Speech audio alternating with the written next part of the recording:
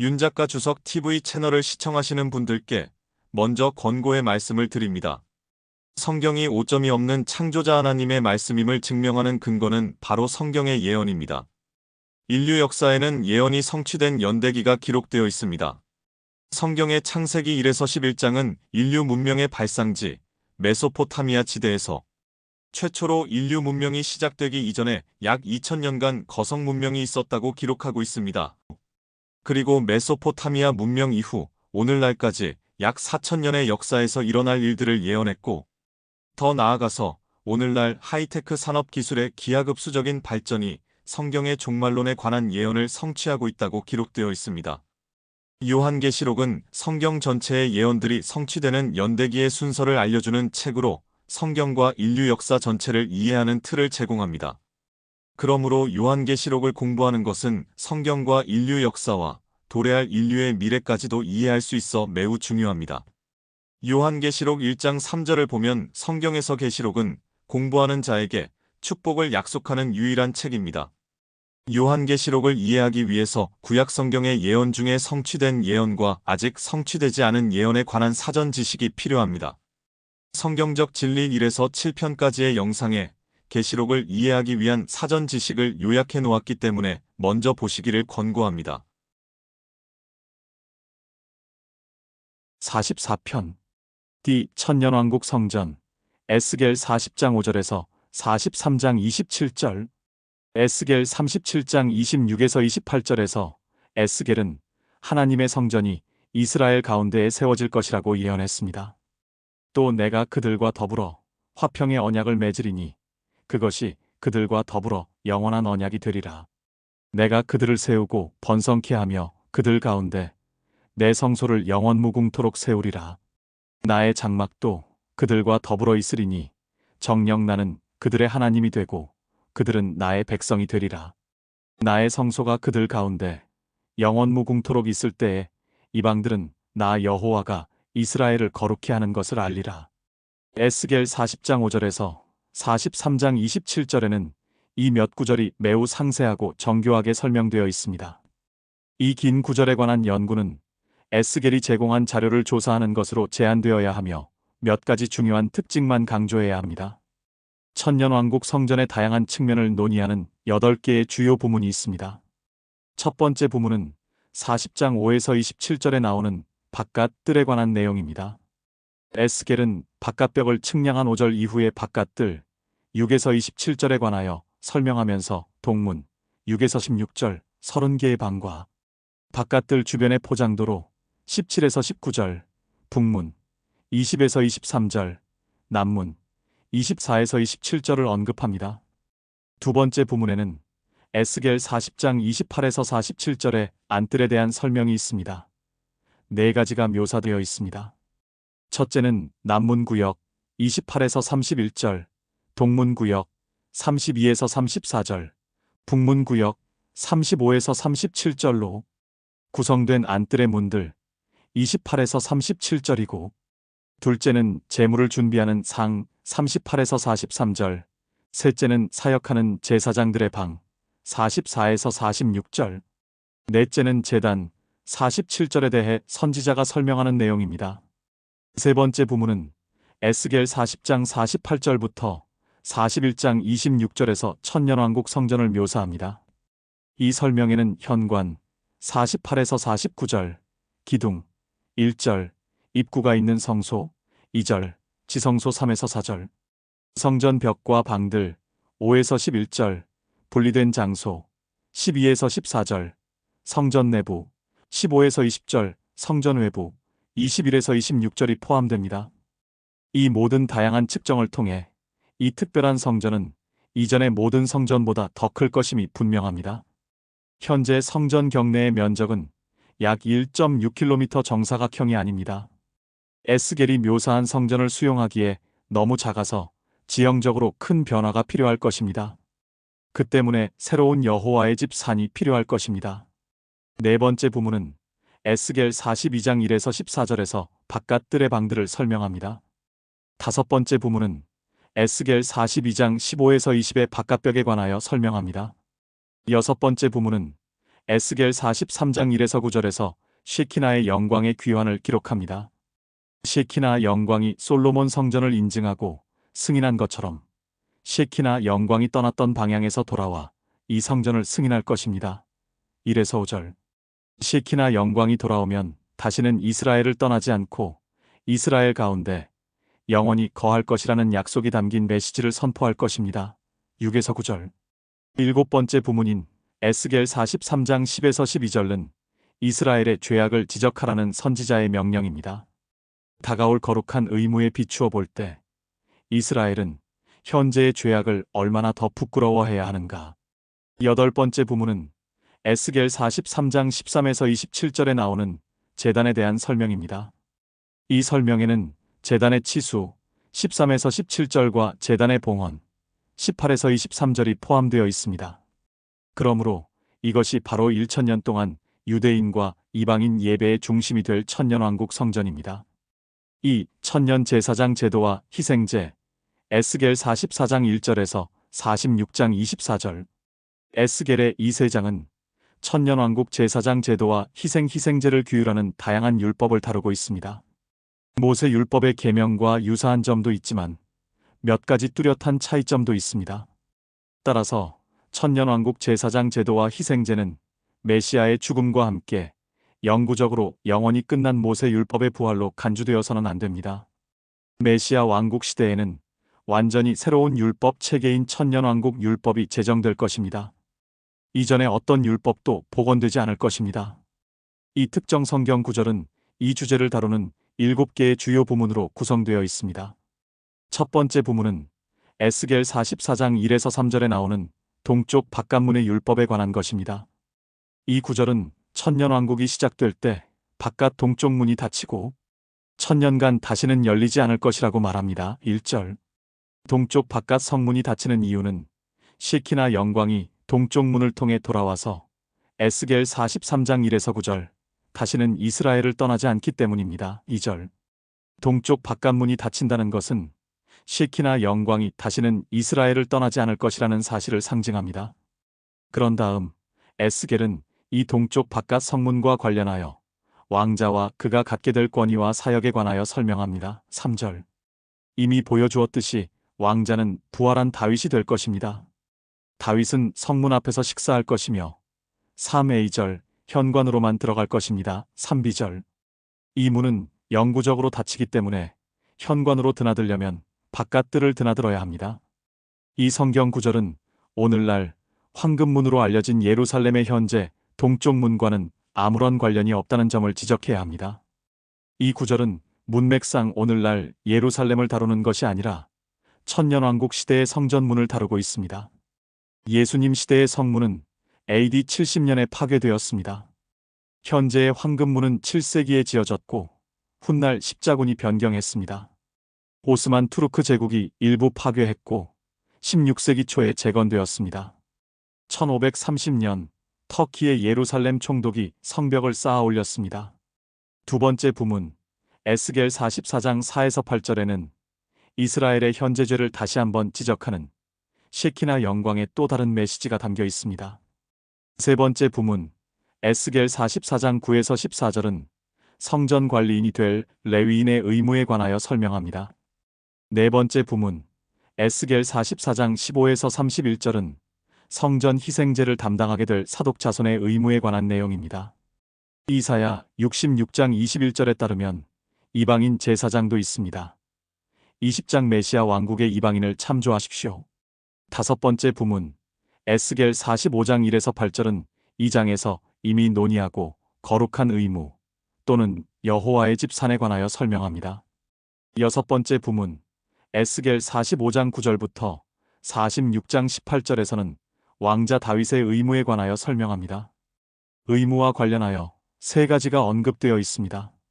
첫째, 이스라엘의 왕자들이 거짓 계량법을 사용했던 이스라엘의 과거 역사와는 달리 계량법 45장 9에서 12절은 진실하고 신실하며 공정한 균형을 특징으로 할 것입니다. 둘째, 제물의 율법 45장 13절부터 46장 15절을 이행하는 의무가 포함됩니다.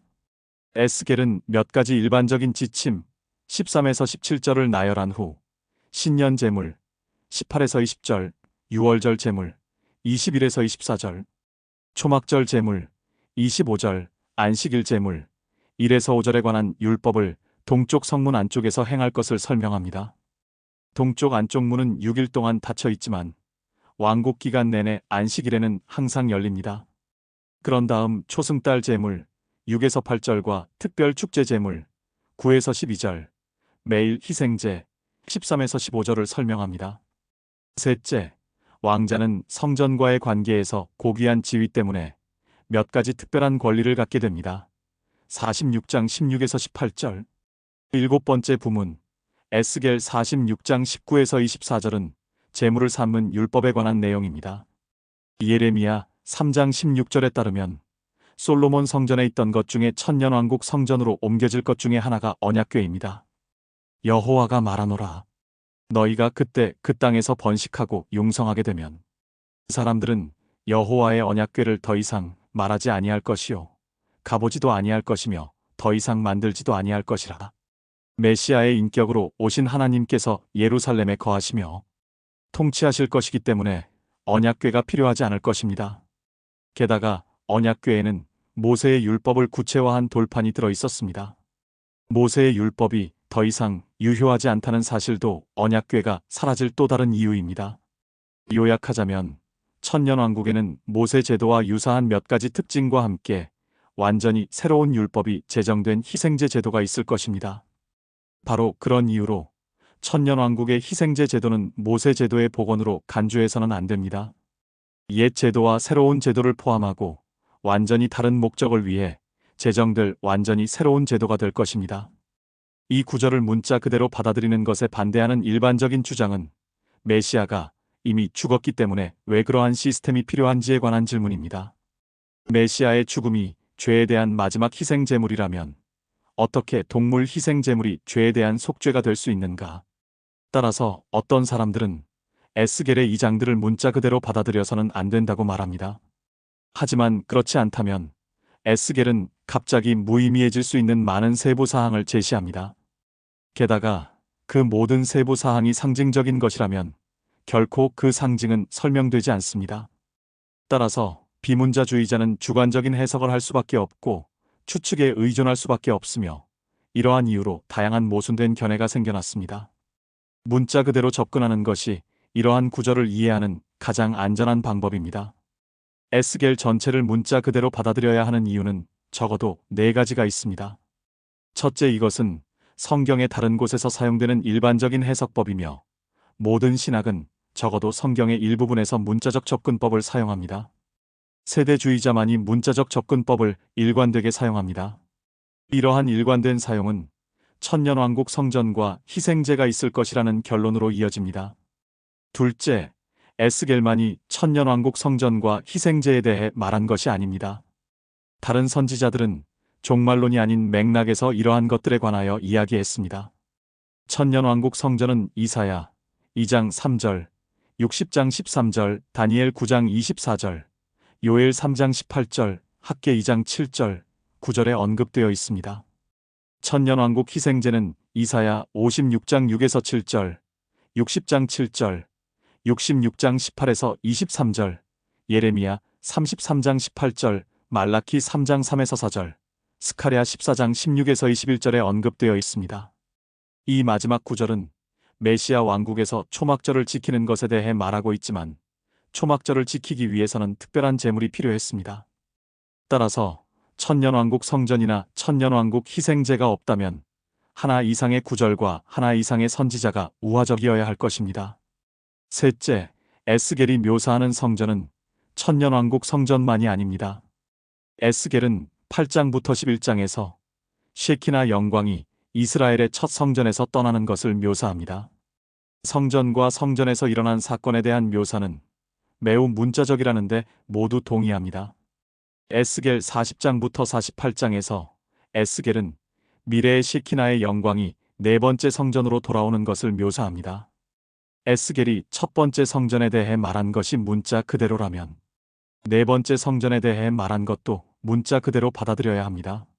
넷째, 에스겔은 구체적인 재물의 크기와 종류를 포함하여 엄청난 양의 세부 사항을 제공합니다. 모두 모세 율법의 희생 제물에 대한 세부 사항을 매우 문자 그대로 받아들입니다. 모두 성막과 첫 성전의 상세한 치수를 매우 문자 그대로 받아들입니다. 네 번째, 성전의 세부 사항을 똑같이 문자 그대로 받아들이지 않을 이유가 없습니다. 그것들이 모두 문자적이지 않고 상징적이라면 에스겔은 왜 이 상징의 의미를 설명하지 않는가? 이 구절을 우화적이고 상징적인 것으로 받아들이는 사람들은 왜 상징이 의미하는 바에 대한 설명을 제공하지 못하는가? 천년왕국 성전과 희생 제물이 영적인 진리를 상징하지 않는다는 것을 부정하는 것이 아닙니다. 성막과 모세의 희생제가 매우 문자적이면서도 영적 진리를 상징하고 유형화한 것처럼 천년왕국 성전과 희생제도 문자적이면서 동시에 영적 진리를 상징할 수 있습니다. 에스겔이 모든 세부 사항을 기록하고 모두 이스라엘 가문에 선포하라는 명령을 받았다는 사실 자체가 그러한 세부 사항이 무엇을 말하는지 의미를 말하지 않는다면 의미가 없을 것입니다. 이러한 희생제를 문자 그대로 받아들이는데 반대하는 일반적으로 세 가지 주요 근거가 있습니다. 첫 번째 반대 근거. 이것은 메시아가 죽었을 때 끝난 모세율법의 희생제 제도로 돌아가는 것을 의미하기 때문에 신약 성경이 삶의 규칙으로서 율법의 종말에 대해 가르치는 모든 것을 위반하는 것입니다. 답변. 모세율법의 희생제와 노아와 모세의 희생제 사이에는 많은 유사점이 있지만 차이점은 동일하지 않다는 것을 보여줍니다. 바로 이러한 차이점 때문에 랍비들은 한동안 에스겔을 히브리 성경으로 받아들이지 못했습니다. 제단 봉헌. 모세 출애굽기 29장 1에서 37절, 천년왕국 에스겔 43장 18에서 27절에는 다음과 같은 차이점이 있습니다. 모세는 제단에 기름을 부었지만 에스겔은 기름을 붓지 않았습니다. 모세는 7일 내내 속죄 제물로 수송아지를 드렸지만 에스겔은 첫날에만 수송아지를 드렸습니다. 모세는 염소를 드리지 않았지만 에스겔은 마지막 6일 동안 염소를 드렸습니다. 모세는 제단의 뿔에만 피를 바르고 에스겔은 뿔과 모서리와 아래쪽 성형에 피를 바르고, 번제의 경우 모세는 매일 수장을 바쳤지만 에스겔은 매일 황소와 수장을 모두 바쳤습니다. 모세는 제사장 직분을 봉헌하기 위해 순양을 바쳤지만 에스겔은 제사장 직분을 봉헌하기 위한 수장이 없고 제단만을 위한 수장이 있습니다. 모세는 언약궤가 있었지만 천년왕국 성전에는 언약궤가 없을 것입니다. 예레미야 3장 16절. 모세의 율법에서는 대제사장만 지성소에 들어갈 수 있었지만 에스겔 44장 15에서 16절에서는 모든 제사장이 들어갈 수 있게 됩니다. 44장 22절에 나오는 결혼 규칙은 모세 율법에서는 대제사장에게만 적용되었지만 에스겔에서는 모든 제사장에게 적용될 것입니다. 모세 율법에서는 니산월 초하루가 특별한 거룩한 날이 아니었지만 에스겔 제도에서는 특별한 거룩한 날이 될 것입니다. 45장 18절, 45장 19절에 설명된 절차는 두 가지 점에서 모세와 다릅니다. 선택된 동물에서 모세는 숫 염소를, 에스겔은 수송아지를, 동물을 처분하는 방식에서 모세는 동물을 진영 밖에서 처분하고 반면에 에스겔은 진영 안에서 처분합니다. 유월절. 45장 21에서 24절과 관련하여 모세오경에서 유월절은 가장이 의식을 수행하는 가족 행사였지만 에스겔에서는 왕자가 국가를 대표하여 의식을 수행합니다. 모세오경에서 유월절은 하루 동안의 축제였지만 에스겔에서는 7일 동안 지속됩니다. 모세오경에서는 흠없는 어린 양을 바쳤지만 에스겔에서는 수송아지를 바칩니다. 모세오경. 민수기 28장 16에서 24절과 에스겔 사이에는 제물의 수에도 차이가 있습니다. 또한 모세오경과 에스겔 사이에는 곡물 제물의 양에도 차이가 있습니다. 초막절. 45장 25절과 관련하여 제물의 양의 차이가 있으며 민수기 29장 12에서 34절. 에스겔에는 모세오경에 있었던 8째 날이 추가되지 않았습니다. 민수기 29장 35에서 38절. 안식일 제물. 46장 4에서 5절의 경우 에스겔은 양 6마리와 수양 1마리가 필요한데 이는 양 2마리와 수양 1마리만 필요했던 모세오경. 민수기 28장 9절보다 더 많은 양이며 소재 역시 마찬가지입니다. 초승달 제물. 46장 6에서 7절과 관련하여 모세오경은 황소 2마리, 순양 1마리, 어린 양 7마리가 필요했지만 에스겔은 황소 1마리, 어린 양 6마리, 순양 1마리가 필요합니다. 또한 모세오경, 출애굽기 29장 38에서 42절, 민수기 28장 3에서 4절에서는 아침과 저녁에 매일 2마리의 어린 양이 필요했지만 에스겔에서는 아침에는 1마리, 저녁에는 1마리도 필요하지 않았기 때문에 매일 드리는 제물 46장 13에서 15절에도 차이가 있습니다. 매일 드리는 소재에도 차이가 있습니다. 출애굽기 29장 40절, 민수기 28장 5절, 모세율법에서는 초막절 준수가 유대인에게만 의무였지만 왕국율법에서는 유대인과 이방인 모두에게 의무가 됩니다. 스가랴 14장 16에서 21절, 모세의 율법에서는 유대인만 제사장이 될 수 있었지만 왕국율법에서는 이방인도 제사장으로 봉사하게 됩니다. 이사야 66장 18에서 21절. 이러한 모든 차이점은 이것이 모세의 율법으로 돌아가는 것이 아니라 왕국 율법에 따른 새로운 제도이므로 메시아의 죽음으로 율법이 종결되었다는 신약 성경의 가르침에 위배되지 않는다는 것을 보여줍니다. 두 번째 반대, 에스겔이 제시한 치수는 성전산에 맞지 않기 때문에 문자 그대로 받아들일 수 없습니다. 답변, 에스겔 성전의 크기가 성전산에 맞지 않는 것은 사실이지만 에스겔 성전이 그 산에 지어질 예정이었다는 것은 오해입니다. 에스겔이 제공하는 세부 사항은 재림으로 인해 몇 가지 주요한 지리적 변화가 있을 것임을 보여줍니다. 이미 살펴본 바와 같이 이러한 변화 중 일부는 완전히 새로운 성전산을 만들 것입니다. 세 번째 반대, 피제사를 다시 제정하는 것은 이단입니다. 답변, 언제부터 성경을 문자 그대로 받아들이고 문자 그대로 믿는 것이 이단이 되었는가? 입증할 책임은 항상 성경의 특정 부분이 성경이 말하는 의미가 아니라고 주장하는 사람에게 있습니다. 교회에 피의 제사가 없다고 해서 이스라엘에 그러한 제사가 있을 수 없다는 의미는 아닙니다. 교회의 물리적 성전, 신권, 희생 제사가 없다고 해서 이스라엘에도 똑같이 적용될 수 없다는 뜻은 아닙니다. 그렇다면 메시아의 죽음에 비추어 볼 때 이러한 희생의 목적은 무엇인가? 우선 모세 율법의 희생 제도는 죄를 없애는 것이 아니라 히브리서 10장 4절, 죄를 덮는 것, 히브리어로 속죄의 의미에 불과했다는 사실을 기억해야 합니다. 모세의 희생 제사는 한 가지 목적만 수행한 것이 아니라 다목적으로 사용되었습니다. 그러한 목적 중 하나는 메시아가 행하실 일을 육체적, 시각적으로 보여주는 역할을 하는 것이었습니다. 이사야 53장 10에서 12절. 천년왕국 제사도 다목적이 될 것이며 제사 제도의 목적은 최소한 4가지로 제시할 수 있습니다. 첫째, 메시아의 죽음을 기념하는 것. 이 견해는 희생 제사가 이스라엘의 성찬식이 교회에서 하는 것과 비슷한 역할을 할 것이라고 가르칩니다. 모세의 희생제가 메시아의 희생을 고대했으니 왕국 제사가 십자가의 희생을 되돌아보고 기념할 수 없는 이유는 무엇인가? 교회는 빵과 잔을 취하고 메시아의 몸과 피를 기억하기 위해 매우 육체적인 일을 하도록 요청받았습니다. 이 의식은 재림과 함께 끝나야 합니다. 고린도전서 11장 26절. 메시아 왕국에서 이스라엘이 주님의 죽음을 기억하기 위해 무엇을 사용하는가? 왕국의 피제사는 성찬식이 교회 의식인 것처럼 이스라엘의 메시아의 몸과 피를 기억하는 육체적 의식이 될 것입니다. 둘째, 천년왕국 성도의 교제를 회복하는 수단입니다. 모세의 희생제는 결코 죄를 없애지 못했으며 구약 성경의 성도를 위한 구원의 수단이 아니었습니다. 히브리서 10장 1에서 4절. 구약 성경의 성도는 믿음을 통한 은혜로 구원을 받았습니다.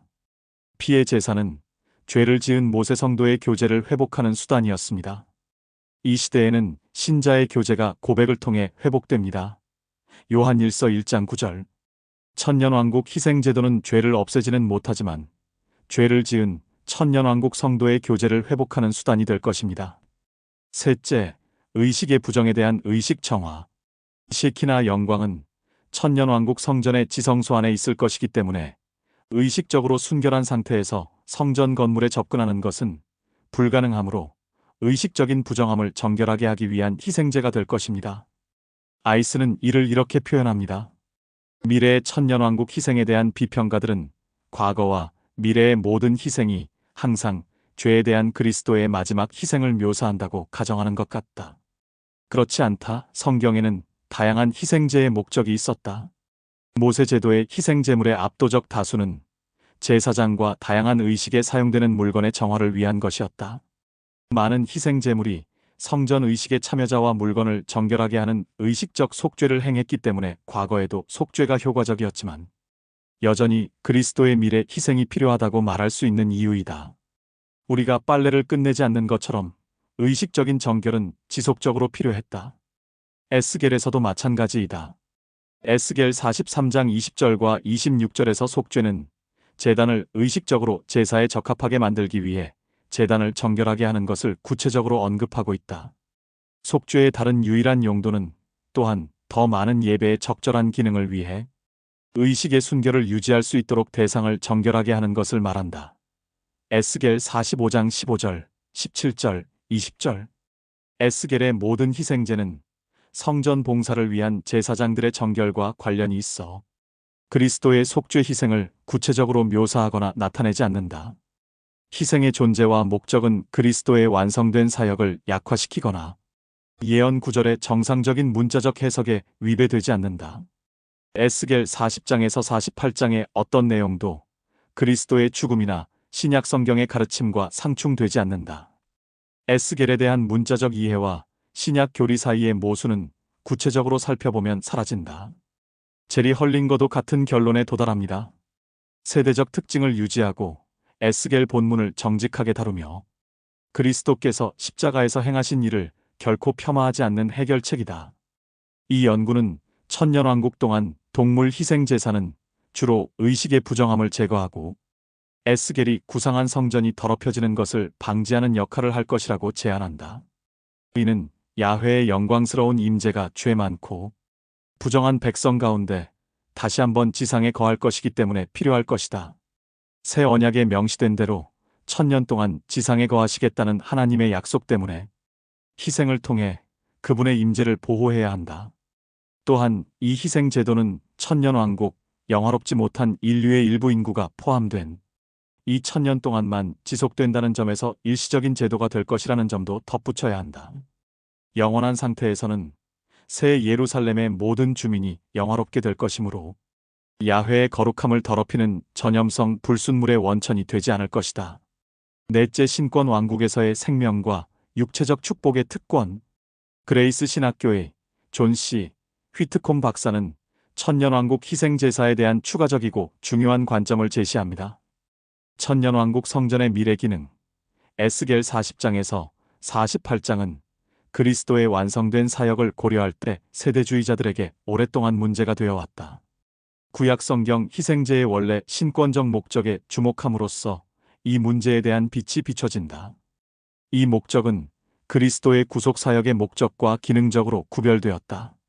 천년왕국 희생제는 단순히 그리스도의 구속을 기념하는 것이 아니라 주로 신권적 조화를 회복하는 기능을 할 것이다.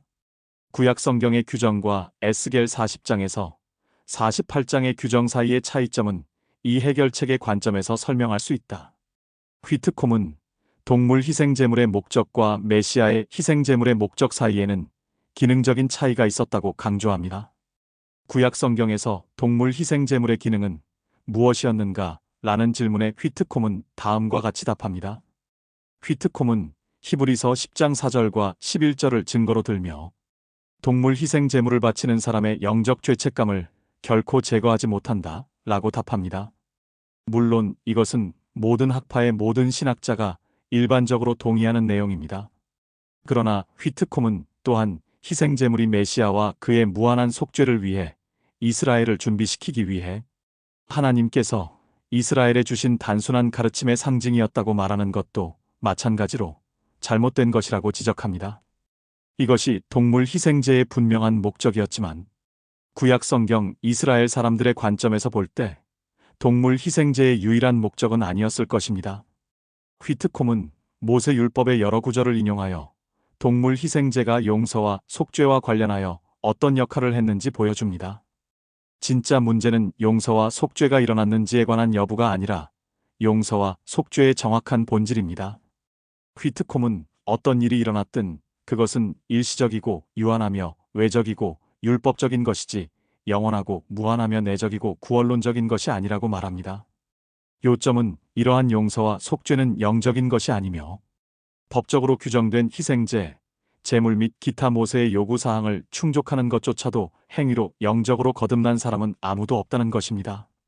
구약 성경의 신자는 그 당시 역사에서 이용할 수 있었던 하나님의 특별한 계시에 대한 마음의 반응으로 영적 구원을 받았지만 그러한 견해는 계시의 진행에 정의롭지 않기 때문에 이 구원의 믿음에는 반드시 십자가에 못 박힌 메시아에 대한 지식이 포함되지는 않았습니다. 메시아의 죽음은 항상 영적 구원의 최종적인 근거였으며 앞으로도 그럴 것이지만 그렇다고 해서 그것이 구원의 믿음의 지식적 내용이라고 말하는 것과는 다릅니다. 구원을 얻는 것은 믿음이지 동물 희생제의 행위가 아닙니다. 모세 율법의 동물 희생제가 성취한 것은 국가적 또는 신정적 범죄에 대한 국가적 또는 신정적 용서였습니다. 동물 희생제는 외적인 정화와 외적인 효능을 제공했습니다. 모세 율법화에서 선택은 믿음이나 희생제가 아니라 믿음과 희생제 모두 있어야 했습니다. 전자는 영적 구원을 위한 것이었고 후자는 히브리서 9장 13절에 따라 육체를 정결케 하기 위한 것이었습니다. 이러한 진리를 천년왕국 희생제에 적용하면서 휘트콤은 미래의 희생제는 하나님에 대한 참된 믿음을 통해서만 오는 영원한 구원과 아무런 관련이 없다고 단언합니다. 그러나 이러한 미래의 동물 희생은 이스라엘 신정 체제 내에서 의식적, 따라서 현세적 용서에 관한 엄격한 조항의 관점에서만 유효할 것입니다. 이 점에 대한 휘트콤의 결론은 다음과 같습니다. 따라서 다가오는 왕국 시대의 동물 희생제는 구약 성경 시대의 희생제가 제물을 바치는 사람이 본질적으로 미래적이거나 예언적인 것으로 이해한 것처럼 교회 성찬식의 성찬처럼 메시아의 죽음을 기념하는 의식은 아닐 것이다. 의식적 속죄와 영적 속죄의 구분은 신정국가 이스라엘과 그리스도의 몸이자 신부인 교회 사이의 근본적인 차이의 핵심이기 때문에 결코 사소한 것이 아니다. 또한 세대주의 전천년주의에 대한 보다 일관된 해석학적 접근을 제공한다. 휘트콤은 또한 천년왕국 희생제가 모세 율법의 회복이라는 개념을 거부하며 두 제도의 차이점은 천년왕국 희생제가 모세 언약이 아니라 새 언약에서 비롯된 별개의 제도라는 것을 의미한다고 지적합니다. 휘트콤은 또한 다음과 같이 언급합니다. 그러나 그러한 희생제는 그리스도교 성찬처럼 전적으로 자발적이고 순전히 기념적인 것이 아닐 것이다. 하나님은 동물 희생제를 근거로 사람들을 받아들이실 것이며 43장 27절 그 사람들은 이스라엘 집을 위해 속죄할 것이라고 말한다. 45장 17절 참조 45장 15절 다시 말해 구약 성경 시대와 마찬가지로 신권 왕국에서의 생명과 육체적 축복의 특권은 의식법에 대한 외형적 준수를 조건으로 한다. 구약 성경 시대에는 그러한 수능이 구원을 가져다 주지는 않았지만 구원받은 이스라엘 사람들은 기꺼이 순응했다. 오직 하나님에 대한 믿음만이 구원을 가져올 수 있으며 이것은 모든 경륜에서 하나님의 계획이었다. 그러므로 이러한 희생제가 대속적이라고 주장하는 것은 심각한 실수이다. 모세 경륜에서 분명히 희생제가 죄를 제거하지 못했고 천년왕국에도 마찬가지일 것이다. 그러나 성찬식과 달리 그 상징적, 교육적 가치는 강제 참여라는 율법주의적 제도로 유지될 것이다. 예를 들어 매년 초막절을 무시하기로 작정한 사람들은 가뭄이나 전염병으로 벌을 받게 될 것이다. 5가지 제물의 진정한 의미를 이해한다면 왕국 시대에 이스라엘과 민족들을 위한 하나님의 교훈과 징계의 효과적인 수단이 될 수 있다는 것을 어렵지 않게 알 수 있다.